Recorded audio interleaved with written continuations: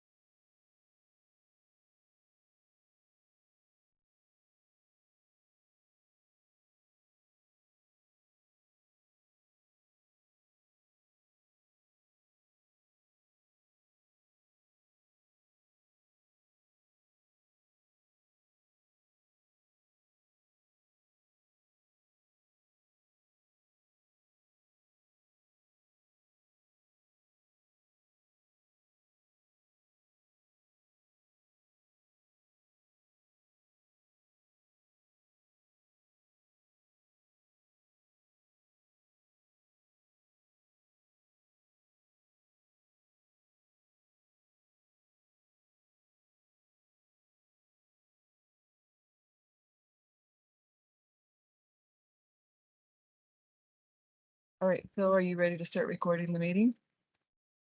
All right, perfect, great. We're going to call the meeting to order. This is the Transportation Advisory Committee for the Pikes Peak Area Council of Governments. Today is February 19th and it's 1:30 p.m.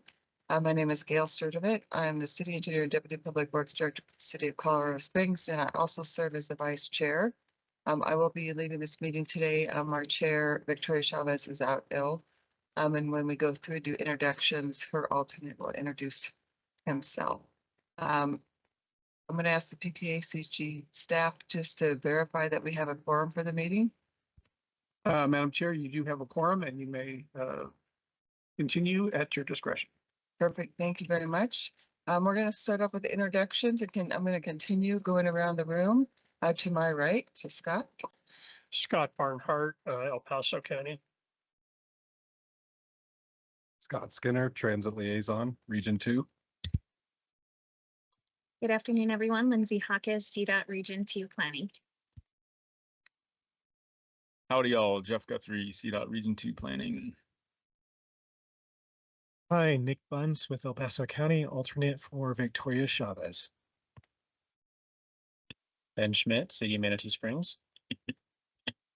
Aaron Horsemeyer, Community Planner, Shriver Space Force Base.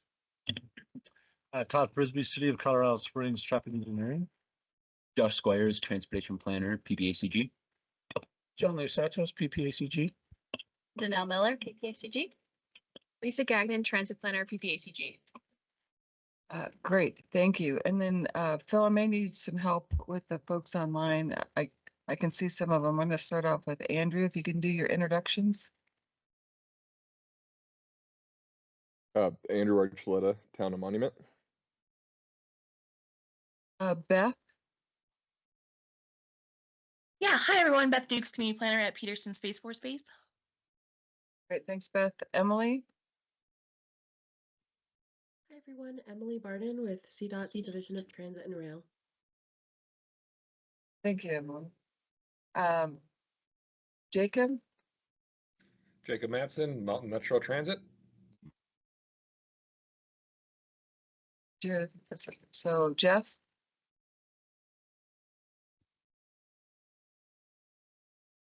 Jeff, then Yeah, I'm sorry about that. Good afternoon, everybody. Jeff Van Meter, CDOT Maintenance, Section 4. great, thank you, Jeff. Jericho? Jericho Boyce, Mountain Metro Transit. Okay, John? So me, John Hall, CDOT, Region 2 North Program. Thank you. Great. Karen? Karen Rowe, PPACG Regional Grant Navigator. Okay, Kathleen? Kathleen Collins, CDOT Statewide and Regional Planning and Planning Liaison for Pikes Peak. Great, thanks, Kathleen. Oh, Michelle? Hi, Lachelle Davis, CDOT Region 2 Local Agency.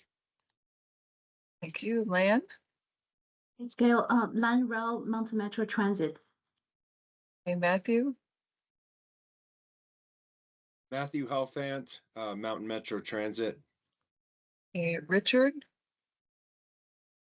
Richard Driscoll, Cambridge Systematics. Sam?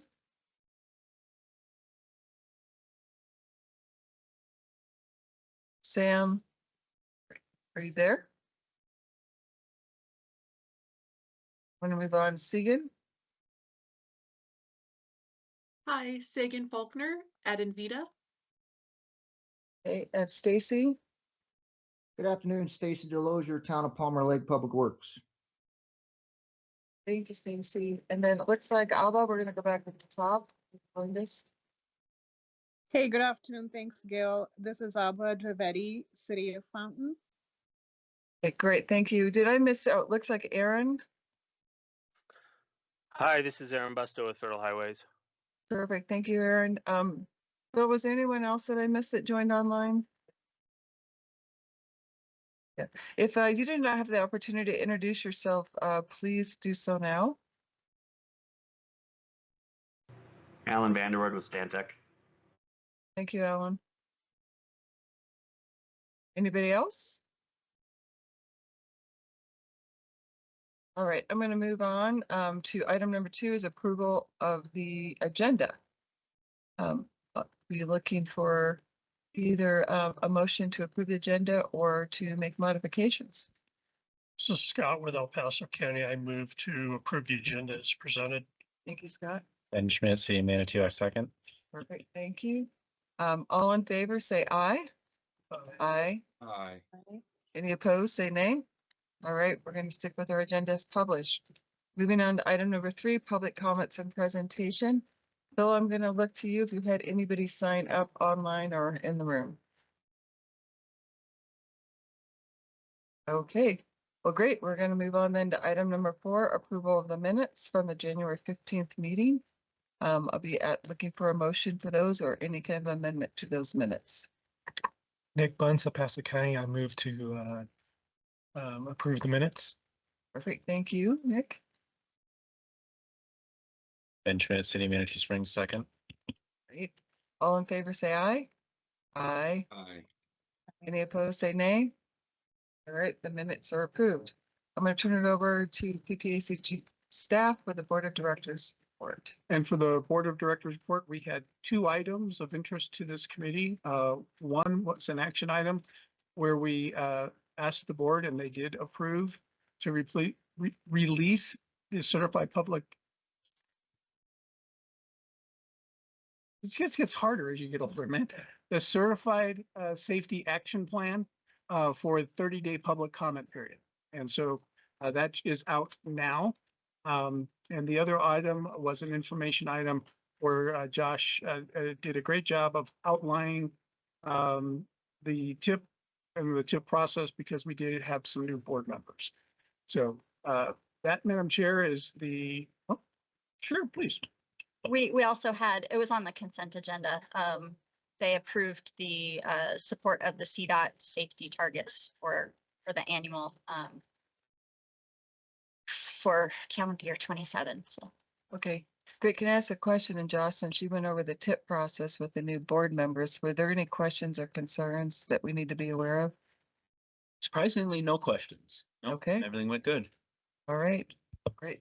I will take this opportunity to thank you, Gail, because we had the safety targets were on consent this time. And I think one of the reasons for that was we had mentioned that the sort of the brain damage that we went through, and then how the previous year you had said, can we just call it something else? And we said, no, we're not allowed to call it something else. So once they realized they could, once they had their say the previous month, they're like, just put it on consent. So we're able to cut the brain damage in half, thanks to your efforts from the previous year. So Oh, thank you. well, thank you. Well, we can have the same discussion next year. So there you go. All right. Here's hoping. That's open. I'm going to move on to item 6A unless Scott, did you have a question? Quick question. Was there discussion of the safety targets in our action plan? So surprisingly, no, I'm trying to remember, it seemed to be pretty painless. We went through it. We even had the consultant there, Gurov, and they were like, nope, these seem fine. And it was nice to be able to sort of go through it, but they were fine. It's released for public comments, and I think we're hopefully can go back to them after the comment period's over, and we can go for adoption. Thanks. Any other questions about the Board of Directors meeting? All right, seeing none, I'm going to move on to item 6A. This is the fiscal year 26 TIP or Transportation Improvement Program Reconciliation Amendment. And then for those of you who participated in the call, we're going to move on to item 6B that will cover the actual TIP awards that we discussed, the recommendations. So Josh, I'm going to turn it over to you for 6A first. Hey, good afternoon, Tech. So following TAC last month, staff held the project selection workshop for this upcoming TIP document on January 15th to review fiscal year 26 balances and project priorities. Part of that process was to reconcile the identified shortfalls from SDP Metro and CRP funding and program the surplus in TAP for fiscal year 26. So this amendment reconciles those balances and aligns funding with projects that are ready to move forward. On the SDP Metro side, funding is being reduced from Woodman Road, which TIP ID is 2023-004, by approximately $3.25 million in SDP Metro funds, and along with a reduction in local match from $676,000. Those funds are being reallocated to El Paso County Wetland Bank Acres Drive project, TIP ID 2019-015. Where approximately $2.98 million in STB Metro funds were awarded and $619,560 in local match from the county. The project's positioned to be obligated in the funds for fiscal year 26. So then for CRP, funding for MMT vehicle purchase project with TIP ID of 2019-091 is being reduced by approximately $367,507 in CRP funds, along with $76,398 in local match to reflect project updates, needs, and available balances for CRP. On the TAP side, fiscal year 26 surplus is being programmed for two projects. Ruxton Ave reconstruction TIP ID 2021-007 is receiving $800,000 in TAP funds with a $200,000 local match. And the Galley Road sidewalks TIP ID 2021-009 is receiving $640,184 in TAP funds with $160,000 in local match. Both projects are ready to proceed, and detailed amounts and project reports are included in your packet. Staff are requesting a recommendation to the Board of Directors for approval of Amendment number 8, fiscal year 26 reconciliation for the fiscal year 26 TIP. Great. Thank you, Josh. Appreciate that. Great overview. Any questions for Josh? Seeing none in the room. Anybody online have questions for Josh on this? Again, seeing none. I would be looking for a motion. There is a draft motion on page 8 of your packet, if somebody would be willing to make it.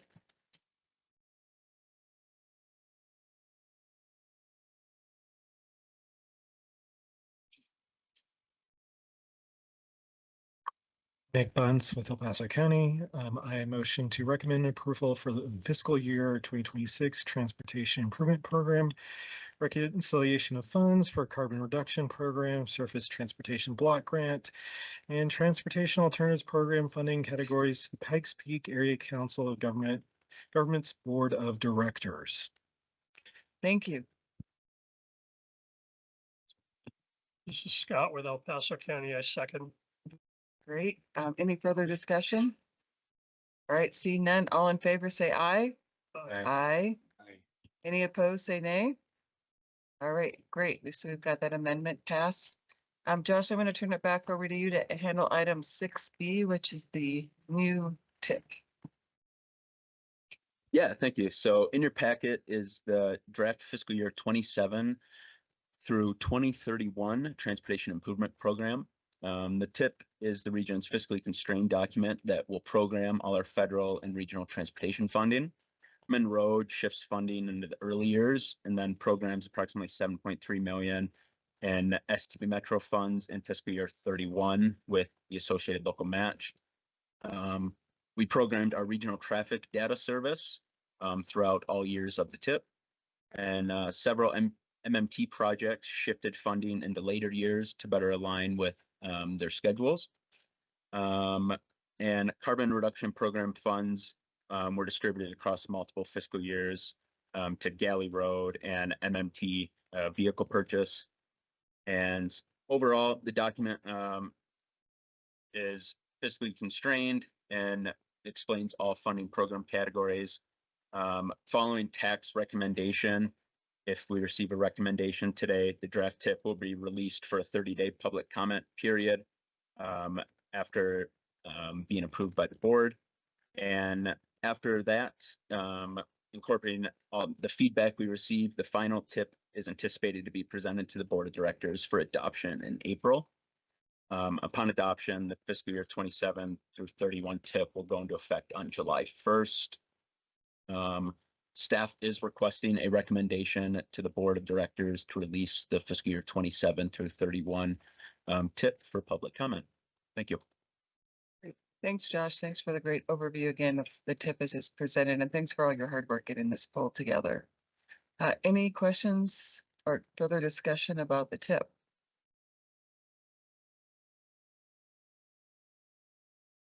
All right. Well, if there are none, I'll be looking for a motion. If you're looking for a draft motion, it is on page 15 of your packet. Gail, it looks like Matthew has his hand raised. Oh, yes, Matthew. I'm sorry. It's hard for me to see the hands on the screen. I apologize, Matthew. What's your question? Problem. No problem, Madam Chair. I recommend approval to the Board of Directors to release the draft fiscal year 2027 through 2031 Transportation Improvement Program for a 30-day public comment period. Thank you, Matthew. I just need to verify. I see that Lan Rao was online. She is the voting member and a voting member has to make a motion unless she has delegated that to you for today. I'm pretty sure I'm the voting member. Yeah. Yeah. Okay. That's what we were whispering about. I was like, wait, is that right? And she's like, yeah, they sent that. So we do have. Okay. I just needed to make sure because, and I did not look in the back side of the packet. So thank you for verifying this. So Matthew, thank you so much for stepping up and making that motion. Greatly appreciated. Anyone willing to make a second on that motion? Benjamin City Manatee Springs, second. Perfect. Any further discussion on the TIP to be released for public comment? See none, all in favor say aye. Aye. Any opposed say nay. All right, great, thank you. That can go out for public comment or recommendation to the board for public comment. Thank you. We're going to move on to item 7A, the regional freight plan. John? Thank you, Madam Chair. And since you've seen this item before, this is the next check-in. So for the interest of keeping on schedule and time, I'm going to hand it over to Richard Driscoll from Cambridge Systematics, and he should have a presentation. Phil, if you can cue that up. So Richard, hopefully your mic is on. I hope it is too. I'll turn off my screen just for the sake of saving bandwidth, but I just wanted to wave and say hi to everybody and let you know that I'm not just nobody in the middle of nowhere. So do you want me to share my screen, or is it being actively shared with It's actually being actively shared. So Phil's got it. Just say next slide and Phil will Okay. tap the space bar. I don't see it on my end, but but I also have it on my end, so we'll just kind of roll right along here. Okay, so about the end of, I believe it was November, we had brought to you, that we were doing this freight plan and kind of why we were doing this freight plan. And so what we want to do here in a pretty brief PowerPoint is just give you an update on where things are and kind of give you a sense of what we've heard so far. We've done quite a bit of public engagement since we last met, and so we wanted to give you some information as to what we've seen. You can go to the next slide. I believe if you go to the slide that says last discussion, and then it has the goal areas, that would be great. Slide 3. So the last time we had spoken, we had gone through what were going to be the goal areas for the plan. These were kind of just focus areas that we can start to build out our objectives and performance measures underneath.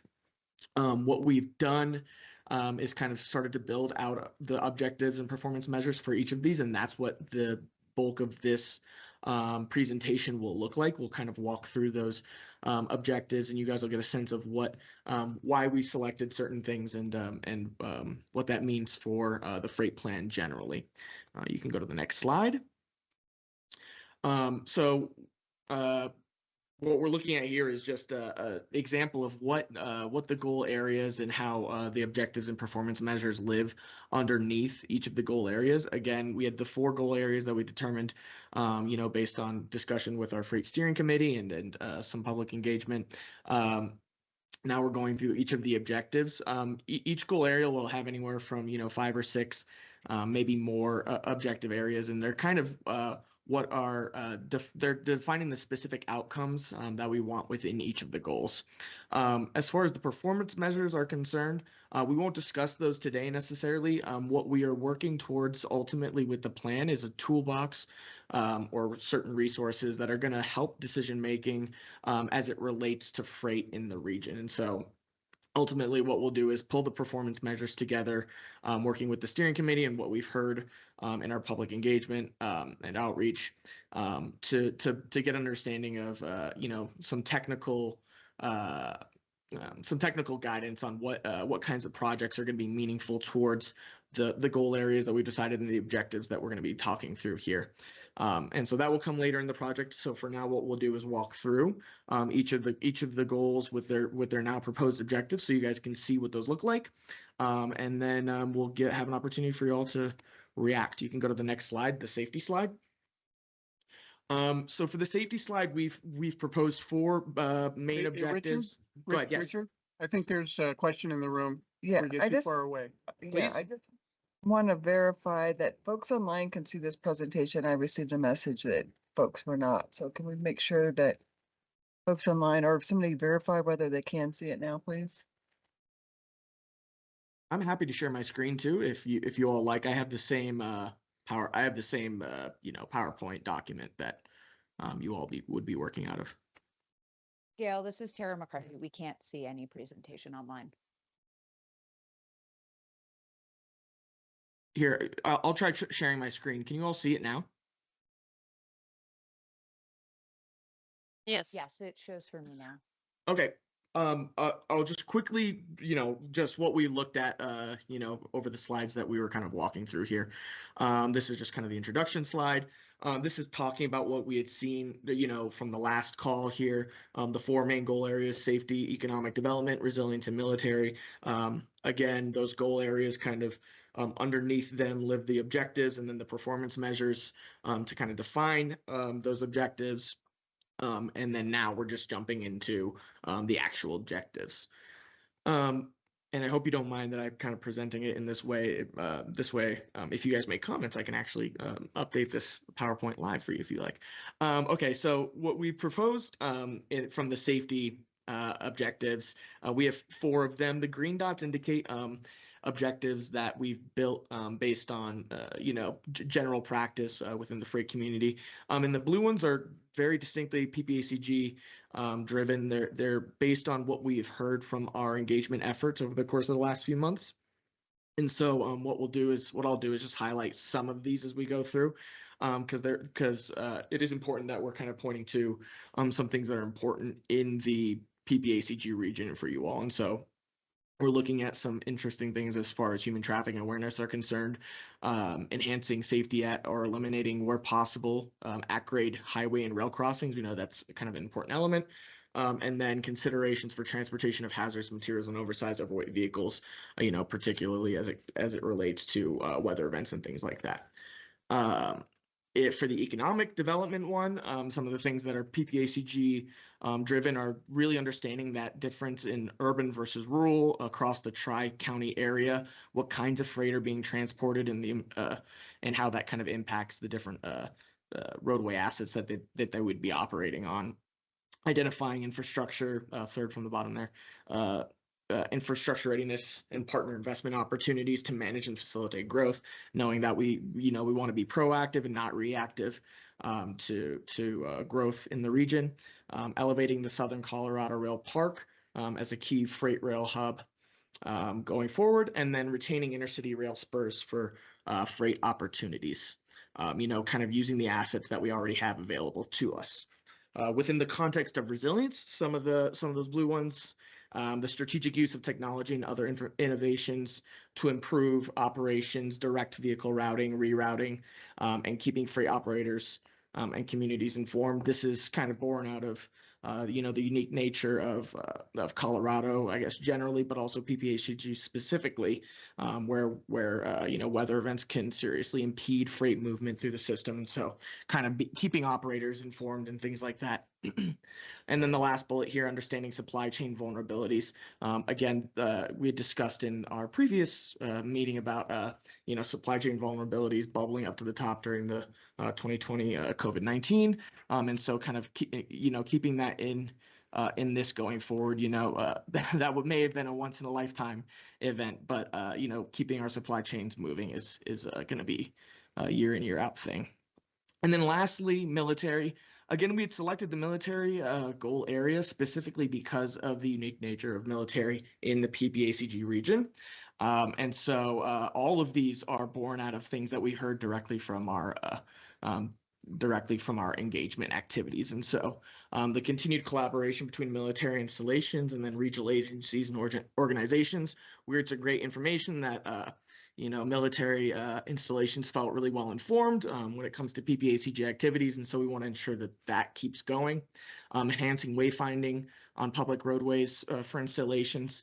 This one's just kind of that coordination effort between how do we get trucks and freight to where they need to be on different installations, and reducing congestion just purely out of people not being able to, or people not necessarily being familiar with where they're supposed to be going. And then the last thing was maintaining and strengthening infrastructure in conjunction with military needs. Hardening assets where we need to, and making sure that the military can operate on public roadways, and just keeping that collaboration open. So those, just in a nutshell, really briefly, wanted to summarize all those elements. Over the course of the next, couple of months before we meet again in probably February, March, April, probably timeline, we'll be consolidating the performance measures and putting together a prioritization framework and resources, and so we can kind of explore the more technical aspects about this. But again, these objectives are kind of coming together in a really important element of understanding. All right, how do we meet our goals? And then providing a little bit of a foundation to what kinds of performance measures that we'll be using. So with that, I will take some questions or comments. I'm going to stop sharing as well, if you guys don't mind.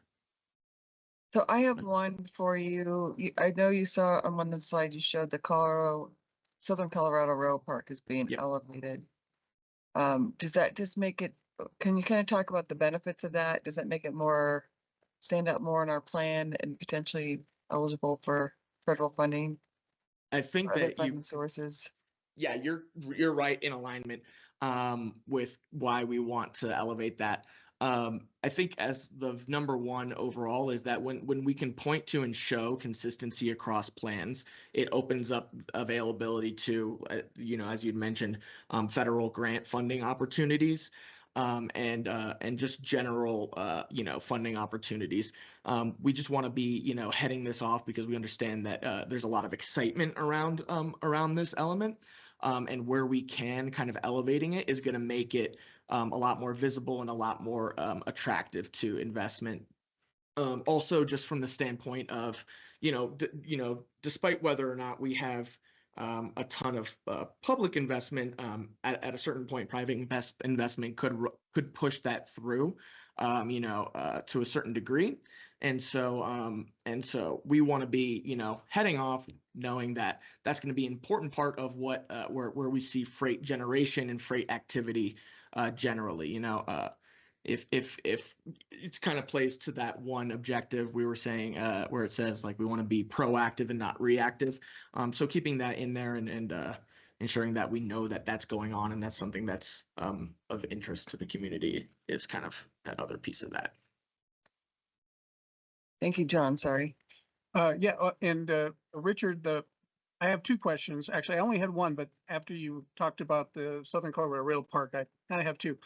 I want to make sure that we have not in any way sort of gotten ahead of ourselves. While the Southern Colorado Rail Park is an important project and can definitely be highlighted in some of the things that we're trying to do, because this is a plan and not a study, we're actually going to have a list of projects, and we have not presupposed that any project is going to be number one on that list. Is that a correct statement? It'll be up to this committee and others to decide the prioritizations of the region.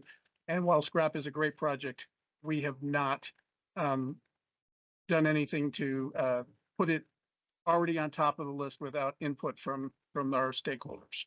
John, you're absolutely correct.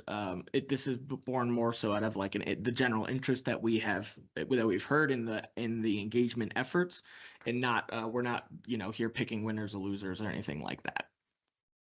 The other question I have is last year, again, Richard, I think you were part of the team from Cambridge Systematics that did the PPACG regional freight study, and that study had a list of projects, but it was not prioritized and maybe didn't have the level of detail. Can you go into what your plan is, if you've kind of got that yet, as far as when you would sort of go out to everybody and say, hey, here's the list that we had from the study of projects. These are the projects that we're going to be looking at. Can you either tell us if you want them removed or if you want them added, and how we can update the details? How is that process going to work? That ultimately the folks around this table are the ones that are going to be giving you projects. How will that work? Yeah, absolutely. So I'll kind of take a step back from giving trying to get recommendations from specific projects and speak more to what we're trying to accomplish with some of the outcomes of the plan. And I think, and I kind of had highlighted it at the beginning too, but I think getting a little bit more into detail here makes sense. One of the things that we want to do is provide tools and resources that are going to help decision making, and not necessarily,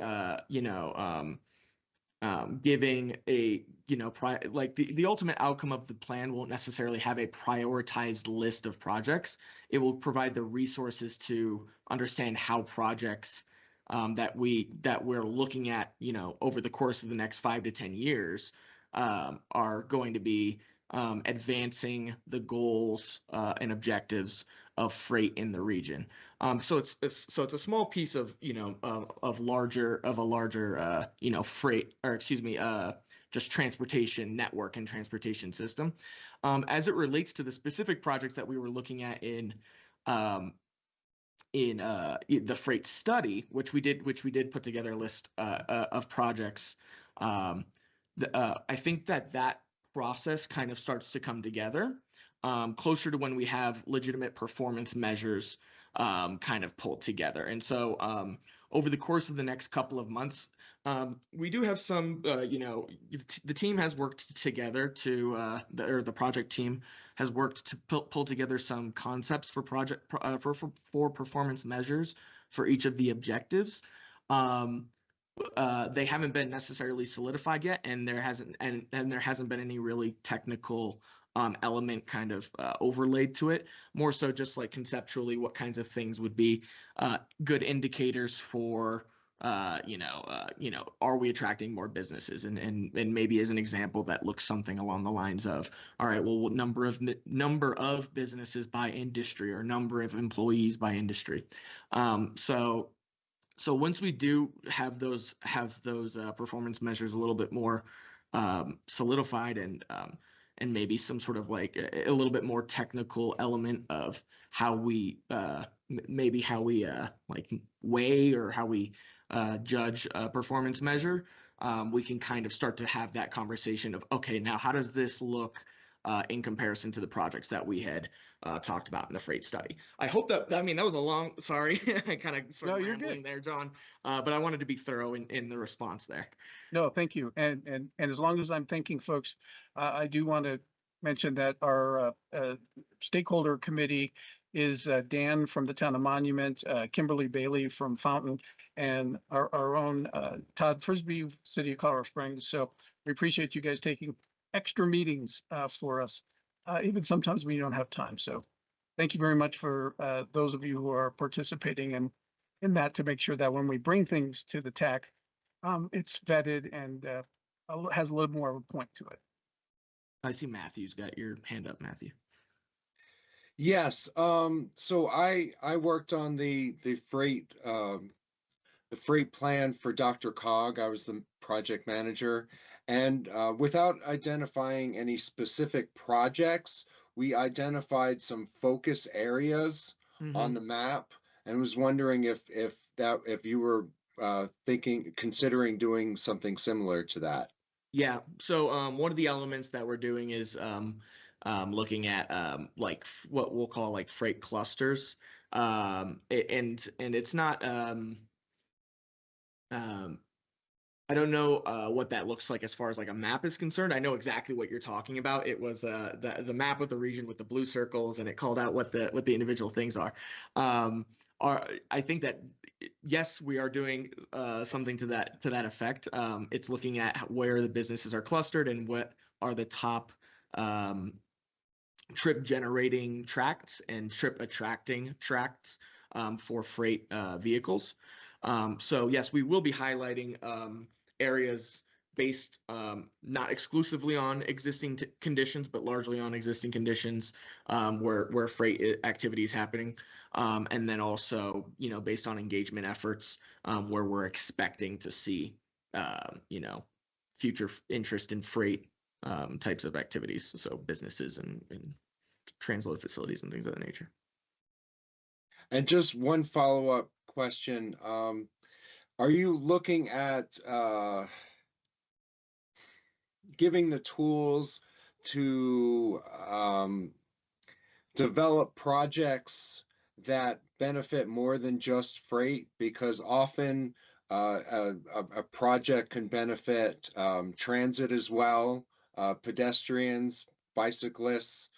So just wondering if you're considering that as part of your plan as well.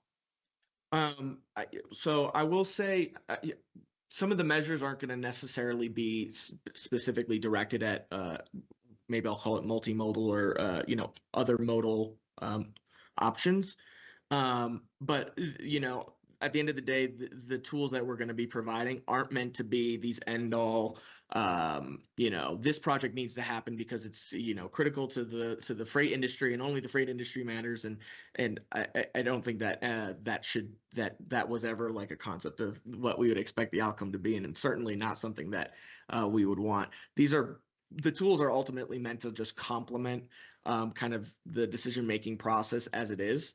And so, ultimately what the tools will look like will be hopefully some references that you all would be, able to pull up, go online, look through some documents or documentation and say, okay, what were the priorities?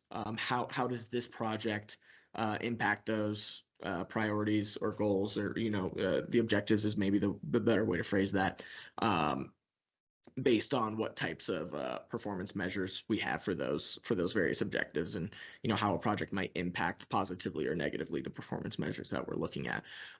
So maybe in short, there's not like specific measures associated with other modes. Outside of probably safety is a big one that is inherently like intermodal data, but or multimodal data, but outside of that, I don't know that there's a specific view in that way. Okay, so I just want to maybe make a point of clarification. I'm going to ask the PPACG staff. The freight plan becomes an appendix to the LRTP, correct? That has all the projects in it, or is this a standalone document? It's intended to be a standalone document, but that being said, all of the modal and corridor plans that are done as part of our process all feed into the long range plan.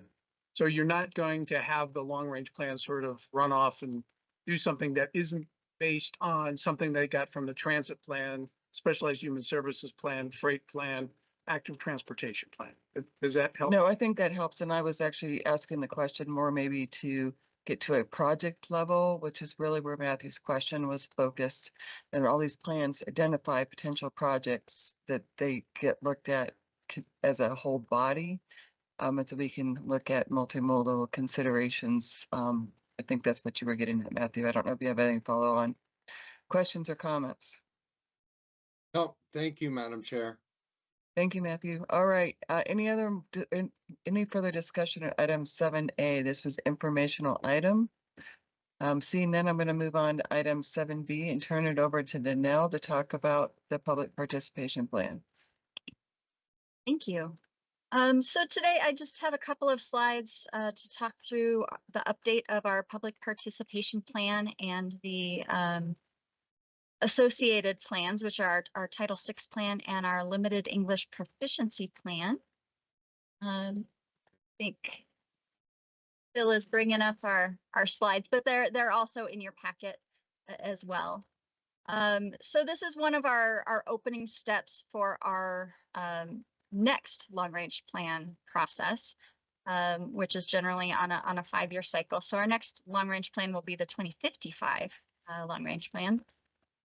So this slide just talks a little bit about our suite of public participation plan documents. And this is required by the federal government just to make sure that we are doing our best to have well-informed plans, that we're giving all residents an opportunity to comment or multiple opportunities to engage with these plans. The public participation plan is really our I've got a note that they can our participants cannot see the slideshow.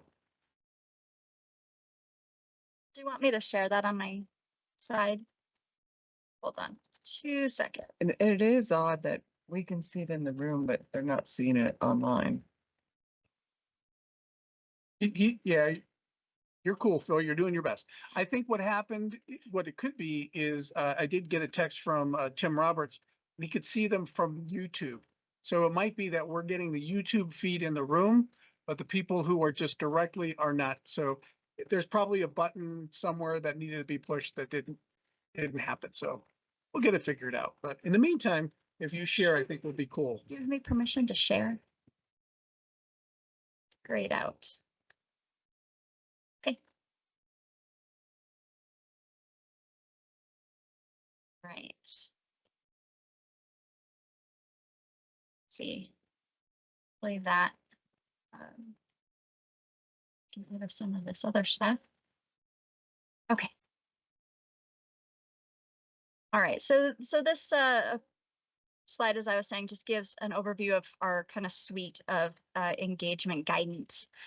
So our public participation plan is really an overarching document for all of the activities that are undertaken by our MPO, our Metropolitan Planning Organization. So it defines things like what tactics we're going to use to try to engage or gather engagement. It includes things like how long our minimum our minimum public comment period is, things like that. We also have a little bit of a section in there about some of the engagement, how we're measuring the effectiveness of our public engagement. Underneath that, we have the Title VI plan and the Limited English Proficiency Plan. So those are kind of companion plans to that overarching public participation plan.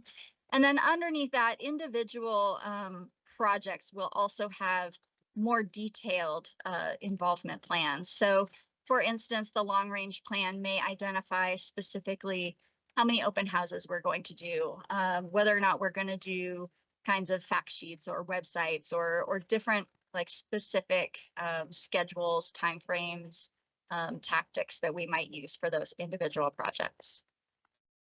The update cycle in general, our public participation plan we do at the beginning of each kind of 5-year planning cycle. Our Title VI plan we do every 3 years. And then our limited English proficiency plan is generally updated along with our along with our Title VI plan. So you can see right on the right there, the PPP was last adopted in 2019, and those other 2 plans were last adopted in 2023. So just some slide about kind of what we've learned through the previous planning cycle based on guidance from you all, from feedback from our Community Advisory Committee, feedback we've gotten from members of the public, and also from our steering committees for various plans as well, and also some internal kind of discussions and just things that have worked well and not worked well. So for instance, our website is a great tool. It allows for people to kind of see information on their own time. However, it's really important to not rely completely on the website. There's still a lot of people who like to engage in person or via other means, hard copies, things like that.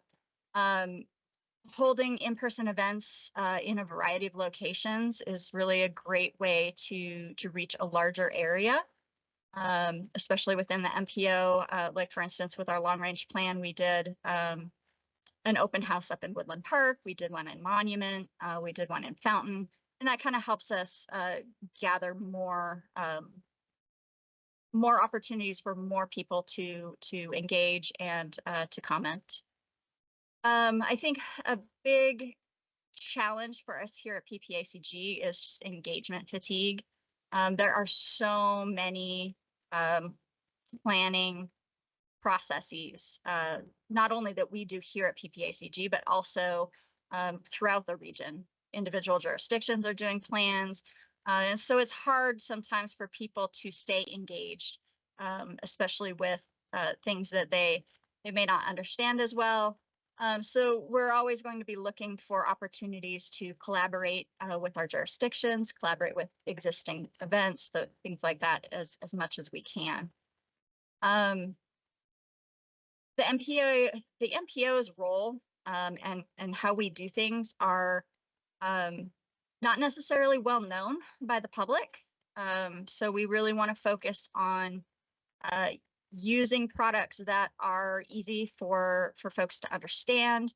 We want to develop tools that can help them learn about us, learn about our processes, learn about why these things are important. To that end, we're actually just kicking off a small effort to do some transportation fact sheets that we're hoping can be one of those tools that we use in our engagement in the coming years. And then another thing we've put on this slide is just asking our community members to both learn about PPACG and then share that information, share our products out with their networks, has really been helpful. Our community advisory committee has been very supportive, and our regional transportation plan advisory committee really was a great experience for us to kind of share our information and kind of gain some ambassadors in the region. So the path forward, what are we going to change in these plans? So we need to do some alignment with some changes on the federal level.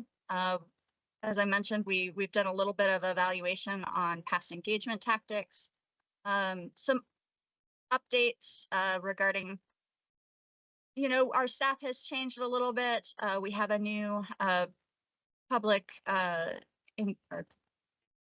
is Jared's official title? I always forget. Public Policy and Communications Manager. And he's fantastic. He has great advice and great approaches and great things that we wanted to include in here. And then again, upgraded demographic information for our analyses as much as we can, as much data as we can find. We're finding some of the data isn't quite there that used to be there, but so general timeline on this, we will bring the draft documents to the committees in March, just for an informational item. We'll also send those out to FHWA and FTA for their review. In April, we'll come back and ask for the committee's recommendation to release for public comment. This one's a little bit different than our normal public comment period. So the public participation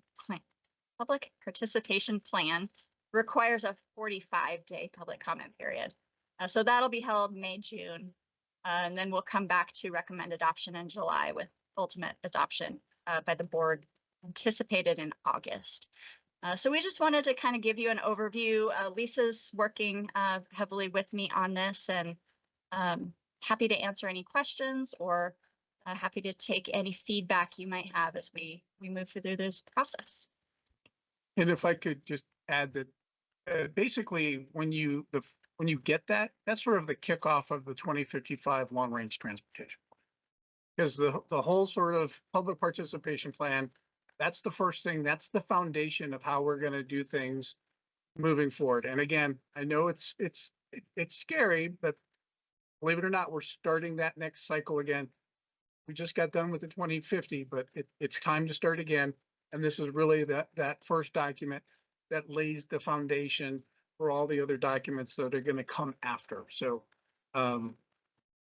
yeah, we'll have a little celebration. Get it? We'll kick off. Maybe we'll get some like shovels and some sand and do planning. Breaking. Well, I want to thank Danielle and the team for doing a lot of hard work on this. I think this is a great overall plan. I know Mountain Metro and City of Colorado Springs have very similar plans in place as well for our own public participation activities. In fact, we do an update on an annual basis on that. So I think this is great. I appreciate the information on it. I think when you actually get into future participation, one of the things we're finding to be very useful is if you can come up with a hands-on activity to help people understand the decision-making activities that have to be made. I'm looking at Scott Barnhart. I'm sure you've been in situations where you have them build a street section and there's a dollar sign associated with that, and you have to do trade-offs about what you're putting in that road right away and be able to provide overall as a community. So if you have those kind of tools in the future, I think that's great, but that's going to be on those meeting levels when you get there. So good job. Any other comments, questions, or anything for Danielle? All right, seeing now we're going to move on to item 7C, the Infrastructure Investment and Jobs Act and Grants Update. This is a fairly simple item. We used to do this on a monthly basis, just providing information to the jurisdictions about what federal and state opportunities we could find that were out there that we could share. So we just wanted to kind of bring this back. Not a lot going on right now. Obviously, a couple of big things that are, due next week or even the highway safety improvement programs due tomorrow. But we wanted to make sure that this stayed on our radar and that this continued to be a tool, especially since we have heard hopefully more grant opportunities will be opening soon, and hopefully those will kind of start to become a more regular occurrence, because I know we've kind of been on hold for a lot. Yes, we have for quite a while. Thank you. Any questions for Danelle on that? Yes, John. Not a question, but a follow on.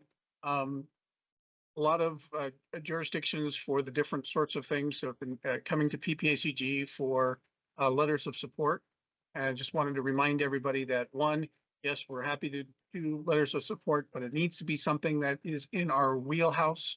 So if you're doing some sort of project that's economic development or something that's not in the SEDS, that's not something we're probably going to do. So make sure it's something that ties back to one of our plans, the SEDS, the long range plan, et cetera. Happy to provide letters of support.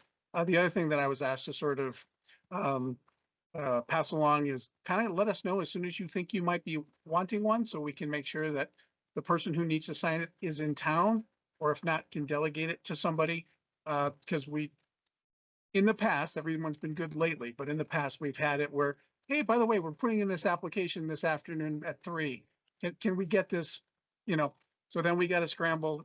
And even though we appreciate people writing their own letters, and we use probably 90% of that, we do have a policy that, again, any support letters gets referenced back to the PPACG nexus, right? That this project is included in the long range plan. This project is consistent with the whatever, the active transportation plan, right? So from that perspective, just if you know you're going to be coming and asking for letters of support, happy to do it. Just let us know as soon as you possibly can, so we have time to make our adjustments and get Andy's signature if he's available.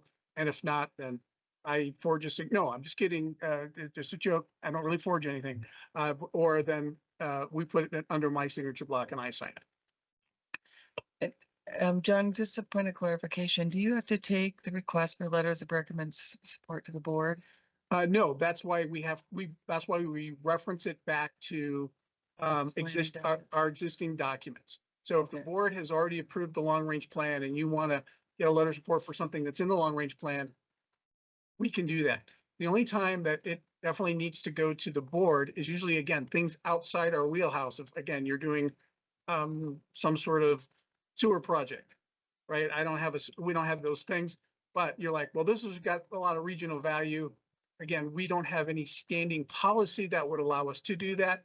So then Andy would need to sort of take that through the board of directors, and that process is going to take you months. So if you want something that's weird, to get a letter of support as from the region, that would need the board, and that would be a couple of months. Okay, great. Thank you for that clarification. The one other thing I'll report kind of underneath this agenda item, if you have not had a chance to look at it, I would suggest you go online and look at the summary for what's being proposed for the basics federal legislation. Basics is all acronyms for some new transportation legislation and a lot of more focus on formula-based funding to local governments. So just to be aware of that.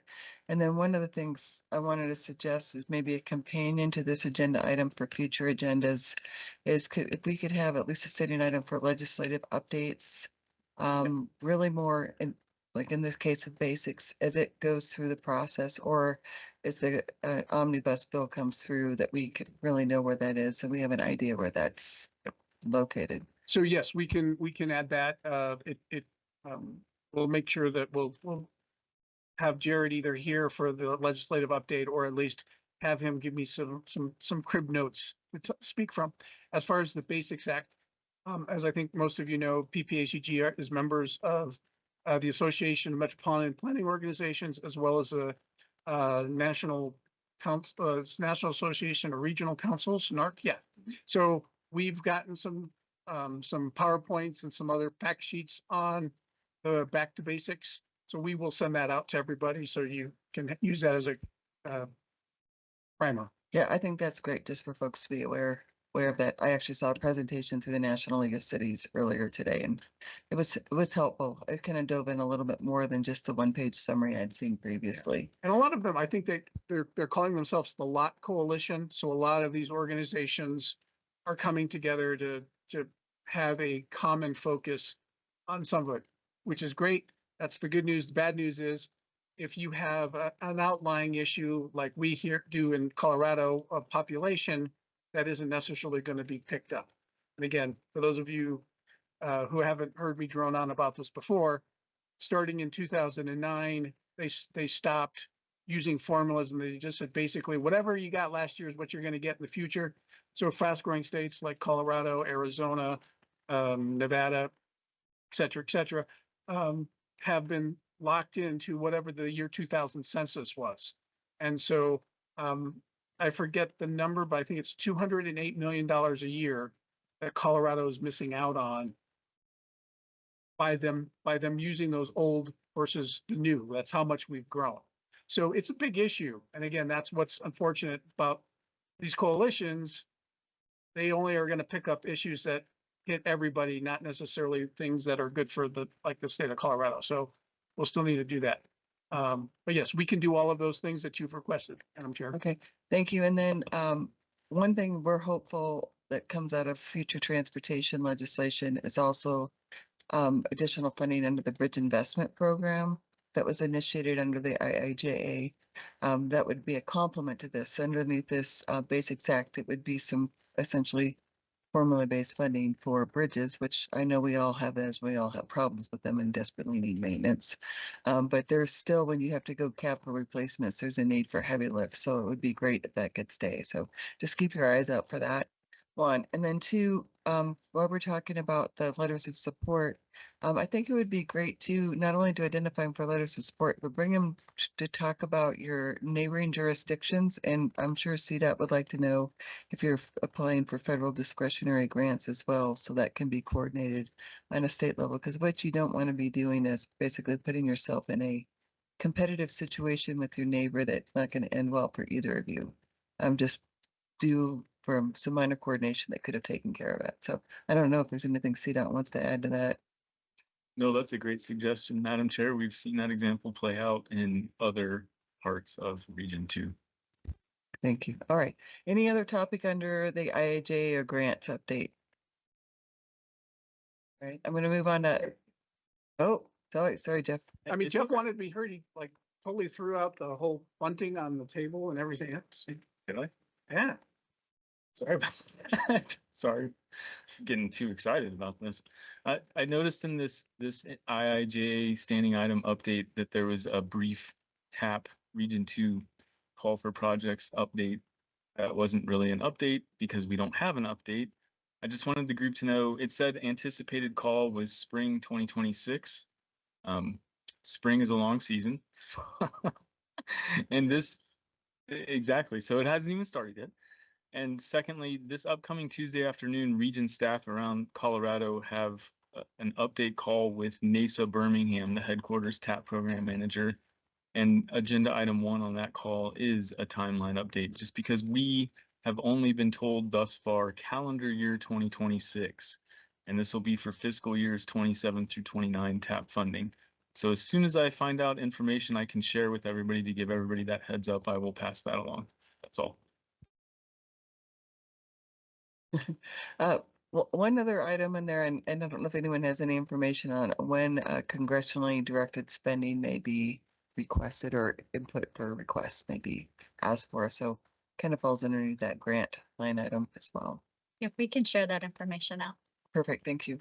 All right, anything else on this topic? Man, we had more discussion on these informational items today than we have in a year. Yeah, well, and again, I hate to prolong the meeting, but I think just so everyone's aware, the state budget for MMOF, it has two parts. One is the MMOF that sort of comes from the enterprise, which again, I think is not as subject to legislative shenanigans, but there is a transfer. Is it 10 million total, or is it bigger and they're only taking 10 million? I don't know. It depends on how you look at it.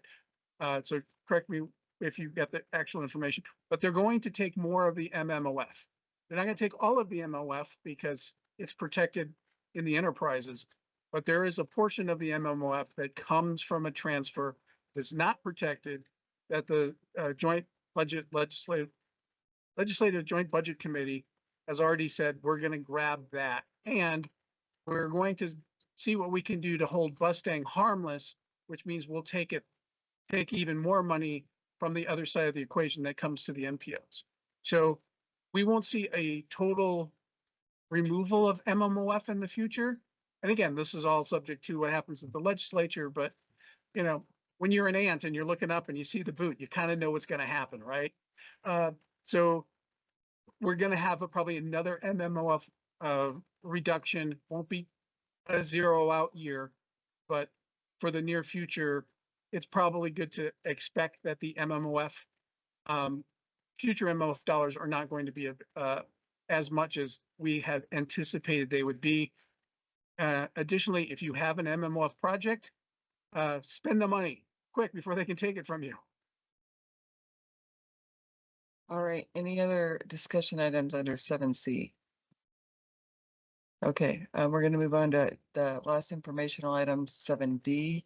CDOT standing updates. I don't know if you want to go first, Jeff, or if we want to pull Kathleen. I would, please. Thank you very much. Firstly, online, we have our relatively new still Region 2 Maintenance Superintendent, the fantastic Jeff Van Meter. I would like to electronically introduce him to the TAC. He is the nicest man at CDOT. I don't know if he knows that he's known as that, but he has worked for CDOT Region 2, I want to say at least a quarter of a century, if not more. He has been going out to our rural TPRs and our Metropolitan Planning Organization boards to introduce himself. He is extremely approachable, and do please let him know if you have a pothole that you want to fix, right, Jeff? That's right. That's right. Yes, I'm very excited to have the position. Not too sure about Jeff's evaluation of that. I'm the nicest guy around. I guess that depends on who you're talking to for sure. But we are definitely excited for the position and looking forward to make some positive changes here. So yeah, glad to be. Sorry I couldn't be there in person, but I plan to be soon. So thank you very much. Great, Jeff. Thank you for joining us today. We greatly appreciate it. And Jeff, do you have other things you would like to? Geoff does have one more thing. In the interest of full transparency, an administrative amendment to the TIP is being processed, but it has to do with an RPP Regional Priorities Program funding change request from North Program Region 2. And specifically, this has to do with the Powers State Highway 21 and Airport Road Diverging Diamond Interchange project that is in construction as we speak. This project, unfortunately, has been experiencing cost overruns. In order to cover that deficit, Region 2 is requesting to add $1 million of RPP funding for fiscal year 26. This funding would be obtained by deducting $250,000 RPP fiscal year 26 from the US 24G Mobility Safety Improvements Project and $750,000 of RPP fiscal year 26 from the I-25A South Academy Circle to Lake Safety and Operational Improvements projects. Both of these proposed changes would result, actually all three of them, would result in better alignment with the construction calendars of these same three projects. These requested funds are required to cover the deficit specifically in direct-to-project needs for the airport and Powers Interchange project. This project was awarded with a CE and indirects percentage of 22.72%. The new percentage after adding these funds will be 25%, which remains 1% below the CDOT historical norm of 26%. These proposed changes only require PPACG approval. CDOT Policy Directive 703 and 10-year plan program guidance do not require further approval from above the Region 2 Transportation Director in this august body. Reasons for the increased funding need for direct-to-project are summarized thusly. Higher than anticipated complexity of intelligent transportation systems, ITS, and utility inspection and increased inspection duration due to Colorado Springs Utilities power delays getting power to the project. Higher than expected Colorado State Patrol use to address Powers Boulevard accident rate and project risk. higher than anticipated weekend, night, and double shift work over the entire project duration. Unfortunately, Region 2 experienced CDOT and project engineer personnel attrition mid-project, requiring increased consultant staffing. We began this project under the requirement of duplicate Site Manager and PM Web, 2 different software data entry programs. Higher than anticipated testing needs, including the increased complexity moving from the old software to the new software mid-project. Changes in new Buy and Build America requirements implemented just before the project began. And finally, higher than expected civil rights compliance review and oversight due to contractor challenges, lack of knowledge, and significant compliance issues. And with that, if the group has any questions about this request, I can turn it over to North Program Engineer John Hall.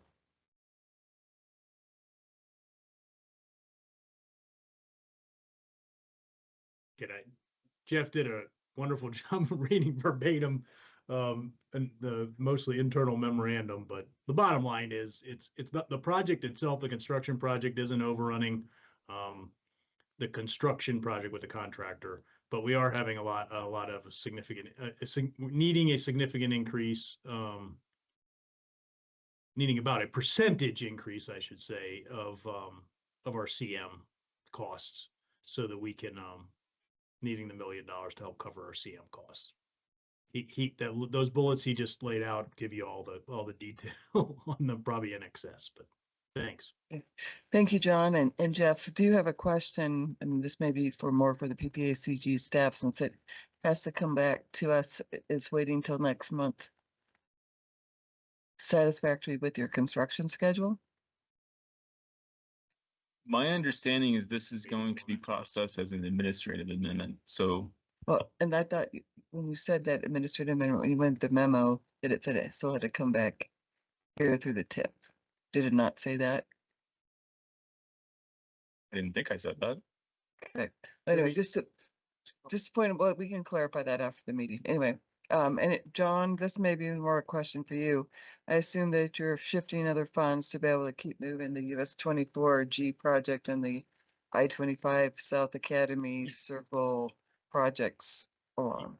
Yeah, well, first of all, the 24G project isn't a project, right? It's the placeholder we've had for potential mobility and safety improvements on Highway 24. Those funds are probably going to go to Judge Orr and to US 24 East. So where we still have funds in 27 and 28, both of those projects look to be in budget. So it's not going to have any real impact. We don't anticipate on those two projects. The South Academy to Circle project also has good out-year funding. I mean, we're going to be seeking grants and stuff like that on it. I mean, this $750,000 is not really going to cause any delay. Obviously, in the long run, it's $750,000 less on the project, but it's being designed. It's moving forward in design. We're looking for the next grant opportunity. We have $6 more million programmed out in RPP from 28 through 32. So there's plenty of resources to keep that project rocking and rolling. Okay, great. Thanks, John. In as much as we, of course, need a grant to really fund construction. Any other questions on Jeff's report outs? And then otherwise, I'll turn it over to Lindsay. Do you have anything else you want to add? Yeah, good afternoon. I just wanted to thank the tip planner, Josh. I know he's not here right now, but I just wanted to thank him for all the hard work that he's done in getting this new tip going. And just ever since he started, he kind of hit the ground running. And so it's just been a pleasure to work with him and nice to meet you. So thank you, guys. Thanks, Leslie. Kathleen, anything else you'd like to report out to the TAC? Sure, just real quick. There is a new Government Office of Policy and Government Relations hire at C.HQ.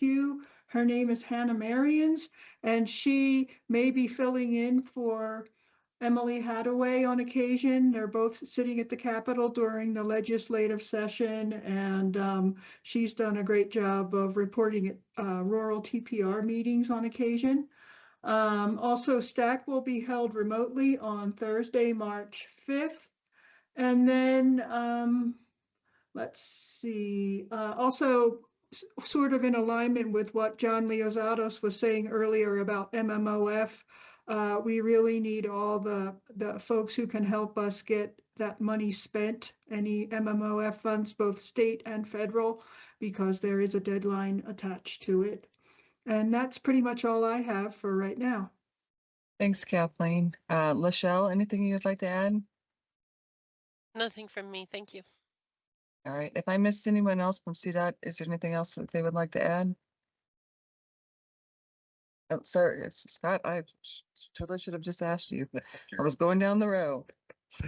Again, I just wanted to say thank you to the PPACJ staff, Lisa, especially for connecting the city of Fountain with us and getting that microtransit project off the ground.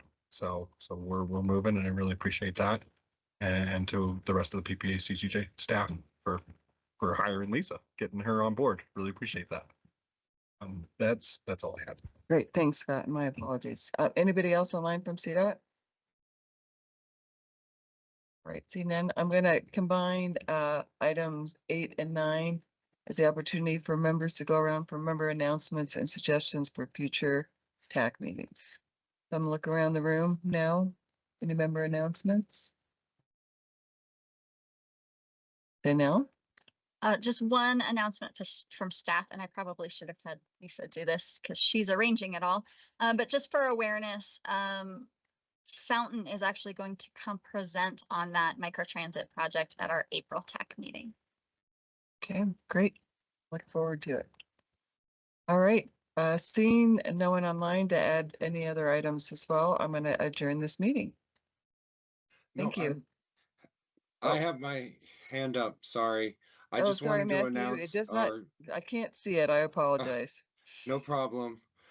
Just wanted to give an update on our spring service changes. On January 22nd, we released our proposed service changes for spring 2026.